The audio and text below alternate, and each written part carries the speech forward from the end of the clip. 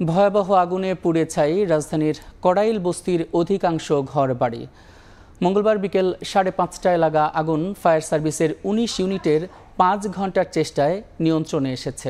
সব হারিয়ে নিঃস্ব মানুষগুলোর হাহাকার যেন থামছেই না। কী কারণে আগুনের সূত্রপাত এ বিষয়ে এখনও কিছুই জানা যায়নি। এই মুহূর্তে রাজধানীর কড়াইল বস্তিতে আছেন সহকর্মী সামদানি প্রত্যয়। সরাসরি যাচ্ছি তার কাছে। প্রত্যয়, একের পর এক ভয়াবহ অগ্নি দুর্ঘটনায় আগুনের লেলিয়ান শিখায় ক্ষতিগ্রস্ত রাজধানী ঢাকা। এর আগে একের পর এক ভয়াবহ অগ্নি দুর্ঘটনার পর আজ সন্ধ্যায় কড়াইল বস্তির এই অগ্নিকাণ্ড ছড়িয়ে পড়ার পর এই আগুনের শিখায় ক্ষতিগ্রস্ত হয়েছেন অনেকেই।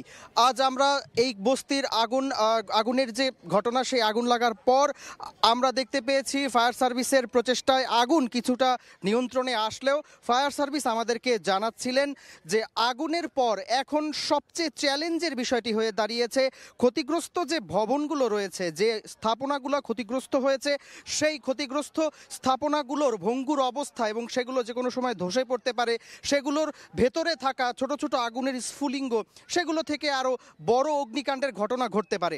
একই সঙ্গে আমরা দেখতে পাচ্ছি এই কড়াইল বস্তির পাশেই যে টিএনটি মাঠ রয়েছে, সেই টিএনটি মাঠে কিন্তু যারা সর্বশান্ত হয়ে গেছেন, আগুনে পুড়ে যাদের ঘরবাড়ি ক্ষতিগ্রস্ত হয়ে গেছে, সেসব মানুষেরা এখানে এসে খোলা আকাশের নিচে অবস্থান করছেন।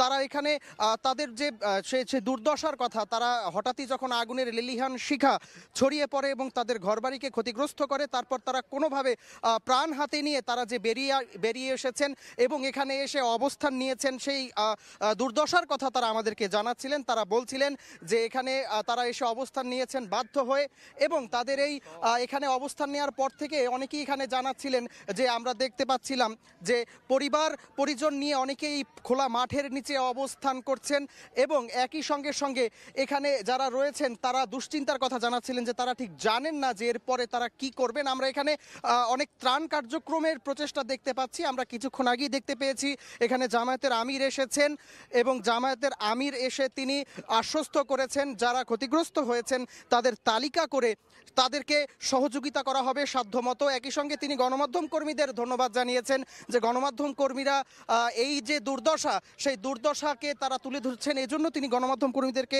ধন্যবাদ জানিয়েছেন। আমরা দেখতে পেয়েছি এই যে টিএনটি মাঠে, যেখানে সর্বশান্ত হয়ে আগুনে ক্ষতিগ্রস্ত মানুষেরা খোলা মাঠের নিচে এসে অবস্থান নিয়েছেন, এই মানুষদের সাহায্যের জন্য, সহযোগিতার জন্য রেড ক্রসের একটি তাঁবু তৈরি করা হয়েছে এবং অনেকেই নিজেদের স্বেচ্ছাসেবী সংগঠনগুলোকে আমরা দেখতে পাচ্ছি যারা এখানে এসে তাদের জন্য ত্রাণ কার্যক্রম পরিচালনা করছেন, খাবারের ব্যবস্থা করছেন, কম্বলের ব্যবস্থা করছেন এবং আশঙ্কা করা হচ্ছে যে আজকে রাতের মধ্যেই পুরোপুরি আগুন নিয়ন্ত্রণে আনা সম্ভব হবে কিনা সেটি নিয়ে আশঙ্কা থাকলেও এখানে যারা বাসিন্দা রয়েছেন তারা কিন্তু তাদের নিজেদের প্রচেষ্টাতেই আগুনকে নিয়ন্ত্রণে আনার জন্য সর্বাত্মক চেষ্টা চালিয়ে যাচ্ছেন বলে আমরা দেখেছি।